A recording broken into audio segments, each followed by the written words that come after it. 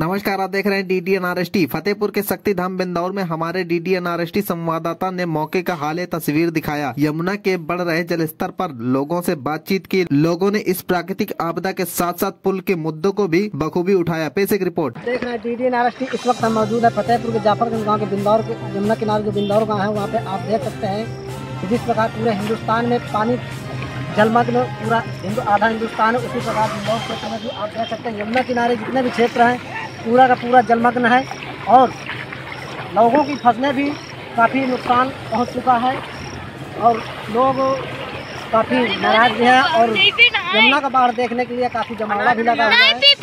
इसी प्रकार आप देख सकते हैं उस गांव के किस प्रकार सभी क्षेत्र जलमग्न हो रहे हैं और धीरे धीरे करके गांव की ओर बढ़ रहे हैं। जरा लोगों से जानकारी ले लेते हैं कब से बढ़ रहा है जी, आपका सुना? ये कब से जल स्तर इसका बढ़ रहा है? ये लगभग आज कुछ ज़्यादा ही हुए और सुबह तो मतलब काफ़ी वक्त था, आज मतलब पास में आ गया। काफ़ी दूर मतलब आज से 2 दिन से कुछ ज़्यादा बढ़ रहा है। आप जाफरगंज से हैं, हमारा नाम विशाल है। हम यहाँ देखने आए हैं, यहाँ पर देख रहे हैं, यहाँ जमरौली से लेकर के जो है मावारी, गंगौली, सहमसी जो भी खेती थी लगभग हजारों बीघा जो है बोया हुआ जो है सब फसल बर्बाद हो गई है। हरी भरी खेती थी, सारा जलमग्न होकर के जो है सारा बर्बाद हो गया है। यहाँ जनता सब त्राहि त्राहि कर रही है। तो इस बाढ़ के जो बाढ़ है ये जो चल रही है, इसके बचाव खातिर कोई राहत सामग्री, कोई NDRF की टीमें नहीं आई? नहीं, यहाँ पर कोई टीम नहीं आई।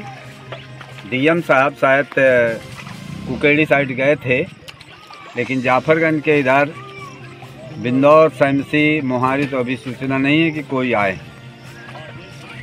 देख सकते हैं कि आप यहाँ पर अभी लोगों से जानकारी मिल रही है कि यहाँ पर अभी कोई टीम और NDRF की टीम की कोई सहायता भी नहीं आ रही है और कुछ लोगों से जानकारी मिलते हैं। सरकार से ये अनुरोध है कि अगर इछौर और जो जाफरगंज बिंदौर के पुल अगर बन जाए तो आवागमन बढ़ सकता है। आपका शुभ नाम? विपिन कुमार गुप्ता, जाफरगंज से। हमने सरकार से अनुरोध करते हैं कि अगर ये पुल बन जाए तो उस पार से इस पार आने के लिए आदमी को सुविधा हो जाए। अच्छा, यहाँ पे पुल भी बनना है? जी बिल्कुल, ये बिंदौर और इछौर पुल जो तो पास हुआ था, सरकार से अनुरोध करते हैं कि अगर इसका निर्माण जल्द शुरू हो जाए तो हम लोगों की दिक्कतें खत्म हो जाएं। क्या अटकलें रही हैं, कुछ बता सकते हैं क्यों नहीं बन पाया? अब सरकार थी, अब वो जो समस्याएं थी अब वो सरकार जाने जो है तो इसी कारण से रुका हुआ है। नहीं बनने दे रहे हैं कि जनता नहीं बनने दे रहा है कि कौन नहीं बनने दे रहा है, इसके बारे में कुछ बता सकते हैं? सरकार को मान लो ढीलापन है और कुछ नहीं है। अगर वो इच्छा शक्ति उनकी मजबूत हो जाती है तो काम हो सकता है, ऐसी बात नहीं है। जी दादा, आप कुछ बता सकते हैं इसके बारे में? बता सकते हैं जी। ये जो है, आपका शुभ नाम? मेरा नाम सुमिरन है जी, ग्राम बिंदौर। ये बहुत पहले से ये पुल का निर्माण हो गया था जी और आज तक नहीं बन पा रहा है। कलराज मिश्र के जमाने में जो है ये पुल का पास हुआ है और आज तक जो है उसमें संदिग्ध में डाले हुए हैं। किस सन में हुआ था इसका उद्घाटन? ये सन तो नहीं बता पाऊंगा। समथिंग कितना समय हुआ? कमल रानी सांसद थी। लगभग 99 भैया है सर। अच्छा, 1999 में? हाँ, 1999। अच्छा, अब से अभी तक कोई सुनवाई नहीं हुई, कोई पैरवी नहीं हुई? हाँ, बड़ा परिश्रम किया जा रहा है लेकिन आश्वासन देते हैं, बाकी कुछ नहीं हो पा रहा है। आश्वासन क्या मिला हुआ है? हाँ, बन जाएगा, बन जाएगा। अच्छा, लेकिन कह देते हैं, लेकिन कुछ लोग तो ये भी कह रहे हैं कि यहाँ जो पुल आया था वो पुल उठ करके 12 में चला गया है। क्या ऐसा ये सच है? हाँ, 12 वाला सुना है। हाँ, ये जो है पेपर में आ गया, किसी को जानकारी अच्छा, नहीं दी गई, तत्काल बन गया है। यहाँ के लिए आया था तो यहाँ पे कोई पीपा वाला भी नहीं आया, पक्का उधर चला गया मान लीजिए, तो इधर पीपा वाला भी तो आना चाहिए। हाँ, पीपा वाला नहीं आया। तो उस वक्त तो जो यहाँ पे मतलब सांसद रही हैं, माननीय निरंजन ज्योति जी रही हैं, तो उन्होंने मतलब अपने कार्यकाल का फायदा अपने क्षेत्र में कर लिया हैं, यहाँ से उठा करके वो वहाँ ले गई, क्योंकि यहाँ के लिए पास हुआ था, ऐसा जानकारी में आया था। हाँ जी। चलिए, आप क्या कहना चाहेंगे उनके विषय में? कहाँ का हम कहाँ कुछ सब सरकार देख लिया गया। पहले कह रहे हो हमारी सरकार नहीं है, अब जब दोनों तरफ सरकार है तो अब पुल नहीं है। हाँ, अब तो डबल इंजन की सरकार है। पुल के नाम पे लेकर कोई देखा जोखा पुल के नाम को लेकर यहाँ से वोट ले लिया जाता है, लेकिन यहाँ पे पुल का निर्माण नहीं है। जी जी जी, है ना, यही बात आप कहना चाहते हैं? बिल्कुल बिल्कुल। पुल का वोट लेकर वोट ले लेते हैं लोग, सांसद विधायक और लोग बन जाते हैं, मुख्यमंत्री प्रधानमंत्री बन जाते हैं, लेकिन इधर पुल का निर्माण नहीं होता। भैया का नाम आश्वासन देते रहे। पटेल जी तो सीधे हुई पारा के लिए वो भी कह रहे हैं।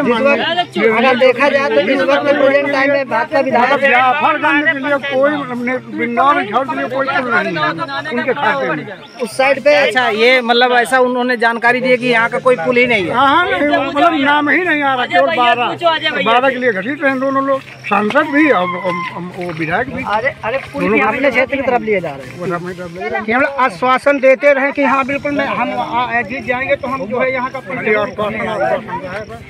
चलिए, बहुत अच्छी बात, आप लोगों ने बहुत अच्छी जानकारी दी। 15 साल हो गए कहते कहते। हमारा नाम शिवा निषाद है। कितने साल से पुल का क्या? देखो, सबसे पहली कंडीशन यहाँ पे होती है, किसी भी व्यक्ति, छोटा हो चाहे बड़ा हो, सबसे कहते हैं भैया पुल बन जाएगा, पुल बन जाएगा। जब चुनाव आता है, वोटिंग हो जाती है, इसके बाद कोई दिखाई नहीं देता, न विधायक दिखाई देता, न जिला पंचायत दिखाई देता, न छोटे छोटे सदस्य होते वो भी नहीं दिखाई देते भैया। हमको देखते देखते कम से कम 22-25 साल के हो चुके हैं। चुनने वाले भी तो आप ही लोग हैं, ऐसे लोग को क्यों चुनते हैं? कमल रानी कही गई थी, उद्घाटन धरी गई थी। क्या परिचय थोड़ा सा बताएं। नाम कौन उद्घाटन कर गई थी? कमल रानी। कब से यहाँ पे पुल का निर्माण नहीं हो? कुछ नहीं, पत्थर लागे रहा, चला के पारा भाजपा की सरकार में यह दशा है। जबकि डबल इंजन की सरकार है, काम अगर न बना तो बेकार। अच्छा, ये जो अभी ये दन को गड़बड़ी कर रहे, नहीं पुल बन रहा तो इस बार भी अगर चुनाव होगा तो आप इस बार वोट किसको देंगे? अब जो अगर गड़बड़ करिए तो भाजपा वाले तो है भाई। वो बात अलग है, आप पूछते हैं। अगर न बनी तो अभी भाजपा का उसी को चुनेगी, उसी को वोट देगी जो काम करेगी। अब सपा वाला है तो सपा वाला हो लाएगा जी, और बसपा वाला हो लाएगा, और भाजपा वाला पड़ा है।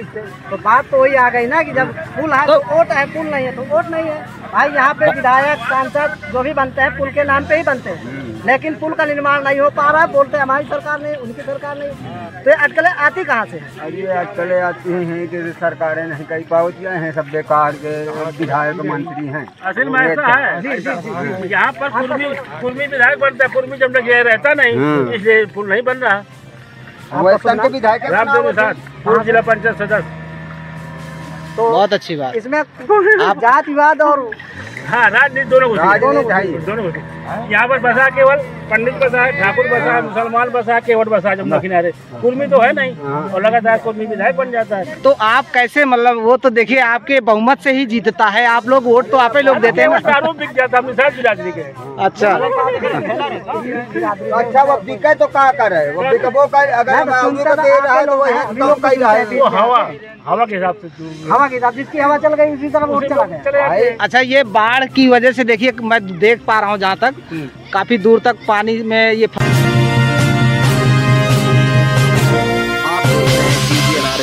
फसल बर्बाद हो रही, खेत जलमग्न हो रहा है। इसके लिए सरकार से क्या आप मांग करना चाहेंगे? कोई उम्मीद नहीं रखते सरकार से।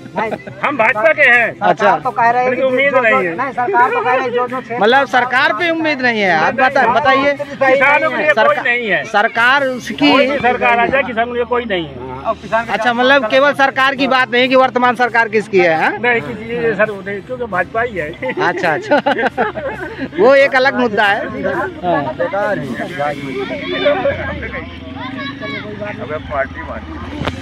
कोई बात नहीं, कोई नहीं। इस बाढ़ को लेकर के आप क्या कहना चाहेंगे? पुल बनना चाहिए, भी आता है भाई, बनना चाहिए। ये बाढ़ सरकार थोड़ी देती है। अच्छा, लेकिन सर गवर्नमेंट ये भी तो कह रही है कि क्या कहते जो भी बाढ़ प्रभावित क्षेत्र है वहाँ पे सुविधाएं मुहैया कराना ये भी तो सरकार का ही काम है। तो बाढ़ केवल किसानों की है, अभी घर तो गिर रहे हैं, किसी के नहीं रहे, घर गिर जाएगा कुछ न कुछ मिल जाएगा, 1000-1500 सभी क्षेत्रों में एनडीआरएफ की टीमें तैयार हो चुकी है। मतलब भाई इसका कुछ लेखा जोखा होना चाहिए सरकार की नजर में। उसके लिए जो है सरकार की जो है टीम आनी चाहिए। बाढ़ प्रभावित क्षेत्र चिन्हित किए जाने चाहिए कि कहां से कहां तक बाढ़ प्रभावित क्षेत्र है। किसान से कुछ भी नहीं है, सरकार कोई भी हो, सरकार भैया रास्ता बंद है, पुल के बाद रास्ता बंद है। चलिए आगे आते हैं। आप देख रहे हैं कि यहाँ पे किस प्रकार यमुना का जल स्तर धीरे धीरे बढ़ रहा है और लोगों की फसलें बर्बाद हो रही नहीं, लोगों की फसलें बर्बाद हो, कुछ लोग मौज लेने के लिए यहाँ देखने आ रहे हैं। हाँ सही है, मौज लेने के लिए आ रहे हैं है। लग रहा है बाढ़ देखने के लिए ज्यादा आ रहे हैं लोग, काफी मात्रा में लोग आए भी हैं और जा भी चुके हैं। आप देख रहे हैं यमुना का जल स्तर किस तरह बढ़ा हुआ है। ये पक्की रोड है और इस साइड मंदिर है जिसमें लोगों का आना जाना काफ़ी परेशानी हो रही है और मंदिर तक नहीं पहुंच पा रहे हैं। यमुना का जल स्तर इतना बढ़ा हुआ है, आप देख सकते हैं कि पूरी की पूरी यहाँ से हजारों सैकड़ों बीघा की खेती जलमग्न हो चुकी है और किसानों को बहुत भारी नुकसान हुआ है। और इस मंदिर को भी देख लीजिए, चारों तरफ में यमुना का जलस्तर घेर लिया हुआ है। कब किस वक्त और बाढ़ आ जाए इसका कोई अंदाज़ा नहीं है और लोगों का इस मंदिर पे जाना काफ़ी दुश्वार हो चुका है। आप देख सकते हैं इस DDNRST न्यूज़ चैनल के माध्यम से।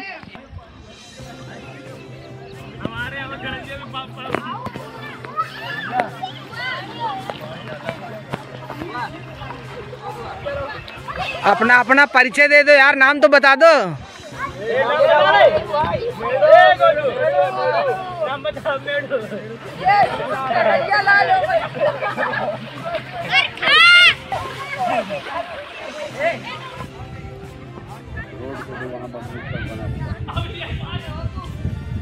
आइए कुछ जैसा कि आप देख रहे हैं इस साइड का ये शक्ति धाम, कौन सा मंदिर है दादा ये? आपका शुभ नाम?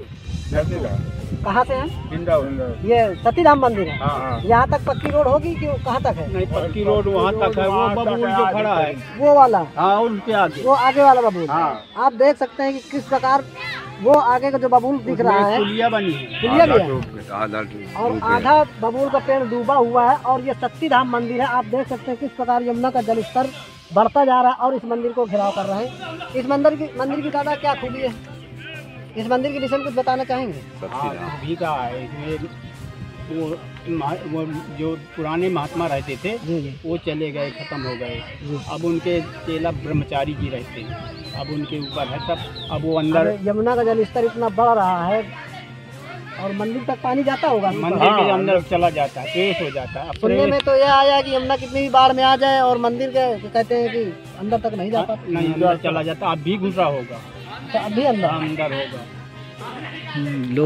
लोगों का जलस्तर देखिए, कमर तक पानी है, अभी लोग जा रहे हैं। ये लोग आप देख सकते हैं किस प्रकार लोग, ये यहाँ पे रोड बनी हुई है और लोग कमर गांठी के ऊपर से कमर के पानी है। आप देख सकते हैं खुले से ये ऐसे रोड बनी हुई है, वहाँ तक उस बबूल तक पहुँची, लास्ट बबूल रास्ता बना हुआ है और वहाँ से लेकर वहाँ तक आप देख सकते हैं पूरा पानी पानी है। इधर भी काफ़ी लोगों के, किसानों के खेत जलमग्न हो चुके हैं, सैकड़ों हजारों बीघा के खेत जलमग्न। जी आप बता सकते हैं दादा, आपका सुनना, ये जो खेत पानी भरा हुआ है, नाम पहले बताओ। यहाँ जो है हमारा नाम शिवकरण है। यहाँ की फसल जो है ना, यमुना के किनारे किनारे काफ़ी वहाँ तक बोई थी, वो सब तिली या ज्वार है वो सब डूब गया है। मतलब हजारों बीघा की खेती हजारों बीघा खेती बर्बाद हो गई है, डूब गई है, जलमग्न हो गई है। पानी का बहाव बहुत अधिक, पानी का बहाव भी अधिक है और अभी बढ़ भी रही है धीरे धीरे करके। तब बाढ़ कुछ डाउन है। तो इसके लिए कुछ सरकार से मुआवजा की मांग करना चाहेंगे? अब सरकार अब देना चाहे तो सरकार देना चाहिए भाई। सरकार क्यों नहीं देना चाहेगी? क्योंकि सरकार चाह ही रहेगी अगर किसानों जो बाढ़ प्रभावित क्षेत्र है वहाँ पे किसानों के लिए सुविधाएं और क्या कहते हैं, जो उनके फसल के किसानों की खेती का फसल जो बर्बाद हुआ है उसकी मुआवजा की मतलब बोलने की बात हुई है। तो ठीक है, सरकार को देना भी चाहिए क्योंकि यहाँ चारा अब और ये समस्या काफ़ी जानवरों की समस्या है कि जानवर की चराने का ये जो चारा वो सब डूब गया है, तो समस्या तो है ही है सरकार की समस्या। और चारा जब नहीं मिलेगा तो जानवरों को भी बड़ी समस्या है। भूसा कहाँ तक यार करेगा, गल्ला भी नहीं मिलेगा, गल्ला भी नहीं मिलेगा। हाँ गल्ला भी चला जाएगा तो गल्ला भी नहीं इस फसल का मिलेगा, अगली फसल का कौन जाने। चलिए भैया से हमारा नाम राजू कहाँ से हैं? जाफरगंज से। आप कुछ बताना चाहिए, कहना चाहेंगे यमुना का जल स्तर के विषय में? यमुना के स्तर का है, मान लो 1000 बीघा खेती जो है 12 बात हो गए, तो इसका मुआवजा भी मिलना चाहिए। गरीब आदमी है, मान लो नहीं, सही बात है। यही नहीं, ऐसे यमुना के किनारे जितने भी क्षेत्र हैं, हर क्षेत्र में यही हाल है। और हर क्षेत्र के किसानों की भी परेशानी यही है कि उनकी फसल बर्बाद हो चुकी है। आप देख सकते हैं ये बच्चे किस प्रकार बाढ़ में आनंद ले रहे हैं। यहाँ पक्की रोड होते हुए भी यहाँ का पानी भराव लिए है। इसके यमुना किनारे बिंदौर है, जमरौली है, गंगौली है, मोहारी है, शमसी है, उकेड़ी है, गजाईपुर है, बहुत से ऐसे गांव हैं।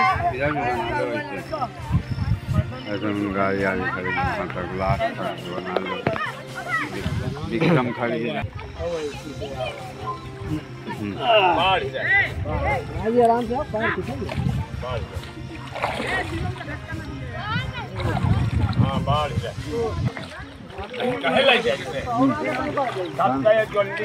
हाँ, इधर ले भैया से बैठ ले। बाढ़ प्रभावित क्षेत्र को लेकर क्या कहेंगे आप? आपके क्षेत्र में बाढ़ चल रही है, चलिए कोई बात नहीं। आप कुछ कहना चाहेंगे इस बाढ़ प्रभावित को? हाँ। अरे जमुना बाढ़ रही भैया, दुखी हुई किसान तो इनका प्राथमिकता देना। और क्या कहना? अरे हमारा तो नाम रामवीर सिंह। कहाँ से हैं? इंदौर से। आप बताइए क्या कहना चाहेंगे इस बाढ़ के लिए? अरे बाढ़ में जो पीड़ित हैं लोग, तो उनके लिए कुछ राहत दे सरकार। और क्या कहें? मतलब सरकार से आप चाह रहे हैं कि कुछ मतलब राहत सामग्री मिलनी चाहिए? मिले भाई, किसान लोग हैं, अब उनकी जीविका जा रहा है, तो उनके लिए कुछ सहारा तो मिले। सही बात है। हाँ। किसानों की फसल बर्बाद हो चुकी है, किसानों की फसल ये डूब गई है, नुकसान हुआ है। और किसान एक आश्रय है, बाढ़ पीड़ित है। बहुत अच्छी बात। देख रहे हैं किस प्रकार यहाँ पे बाढ़ तांडव मचाए हुए, यही नहीं हर क्षेत्र में बाढ़ तांडव मचाए हुए है। अरे यहाँ बहुत सब पीड़ित है। यहाँ इसके विषय में सोचना और समझना चाहिए। और किसानों को उचित मुआवजा देने की काम करना चाहिए। भाई यही किसान निवेदन कर सकता है, निवेदन है भाई सरकार से। बिल्कुल कि किसानों को राहत दे, तो कुछ राहत मिल जाएगी। बहुत अच्छी बात है।